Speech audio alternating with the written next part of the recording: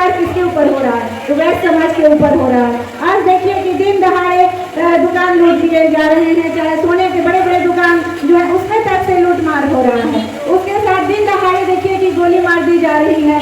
सबसे ज्यादा अत्याचार हो रहा है कभी वैश्य बंधुओं पर। तो आप लोगों ने सोचा है कि ऐसा क्यों हो रहा है?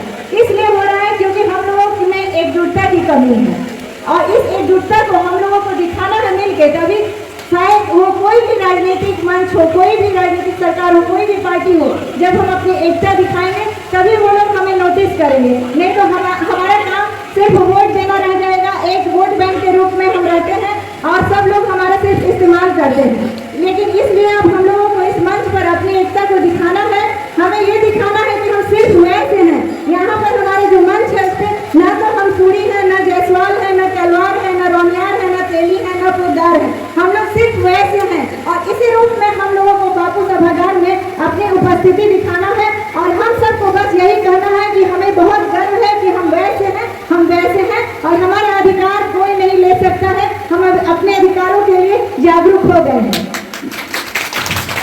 मैं उसकी महिला विंग की राष्ट्रीय अध्यक्ष हूँ और उससे भी बढ़कर मैं परिवार की धरती पर मैं आप लोगों की बहू हूँ। तो मैं आप लोगों को विशेष रूप से निवेदन भी करने आई हूँ और निमंत्रण भी देने आई हूँ कि आप सभी एक ही अभिभावक तो दिख रहे हैं, परंतु मेरी बहनें एक भी नहीं दिखाई दे रहा है। तो मैं चाहती हूँ कि आप सभी भाई जितने भी आए हैं, वो लोग जितने भाई आए हैं, लोग साथ साथ में अपने घर परिवार से महिलाओं को भी लाएं, ताकि महिलाओं को भी उतनी भागीदारी का अवसर मिले जितना पुरुषों को मिलता है। तभी हमारा वैश्य समाज आगे बढ़ेगा, क्योंकि किसी भी समाज की प्रगति उसके महिलाओं की स्थिति के अनुसार आगे जाती है। तो मैं आप लोगों से एक निवेदन और प्रार्थना करती हूँ कि आप लोग सब महिलाओं को भी लाएं, ताकि हम लोग संपूर्ण रूप से कर सके कि हमारे वैश्य समाज के पुरुष जितने एक्टिव हैं उतनी ही महिलाएं भी एक्टिव हैं। यही मेरी एक प्रार्थना है। और उसके साथ मैं आप लोगों को ये कहना चाहती हूँ कि जैसा कि आप लोग देख रहे हैं कि वैश्य समाज जो कि सदियों से जो राजनीतिक हो, सामाजिक हो, सब रूप से वो सक्रिय रहा है और अर्थव्यवस्था का पूरा भार जो है वैश्य समाज के ऊपर ही पड़ता है। परंतु आज के समय में ये कहना चाहती हूँ कि आप देखिए कि वैश्य समाज की एक और परेशानी मैं आपको बताती हूँ। एक तो नोटबंदी हुई, उसके बाद जीएसटी की परेशानी हुई, वो अलग। उसके साथ जो ये ऑनलाइन शॉपिंग शुरू हुआ, तो उसकी सबसे ज्यादा मार जो होती है छोटे व्यापारियों के ऊपर हो रही है।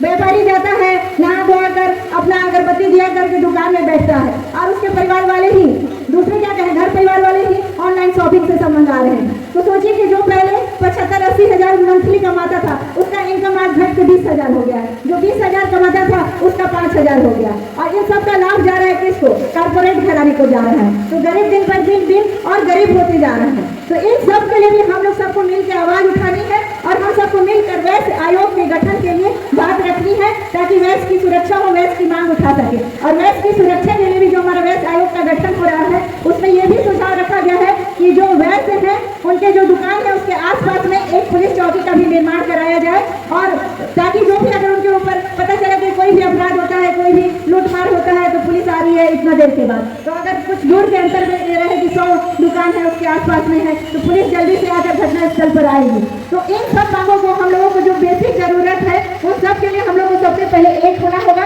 तभी हम कोई भी अपनी मांग को पूरी करवा सकेंगे। और हम लोग सब एकजुट होकर और पटना में हम लोग 29 तारीख को सारे लोग ये कर ले कि हम लोग तन मन धन लगाकर और पहुंचेंगे। और जब हम वहाँ पर पहुंचेंगे, राजनीतिक कोई भी राजनीतिक पार्टी हमें जो नोटिस करेगा, जो हमें हमारी आबादी के अनुसार हमें देगा हिस्सेदारी, उसी को हम समर्थन करेंगे। ये हमको ठान लेना है, तभी हमारी वैल्यू बढ़ेगी सरकार के भी नजरों में।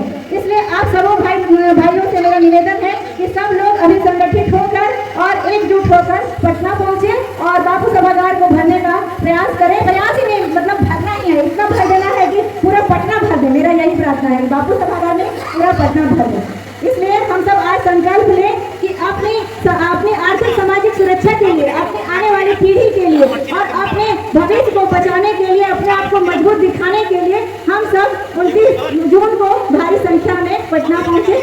यही मेरी आप लोगों से दिन से शब्दों के साथ मैं अपनी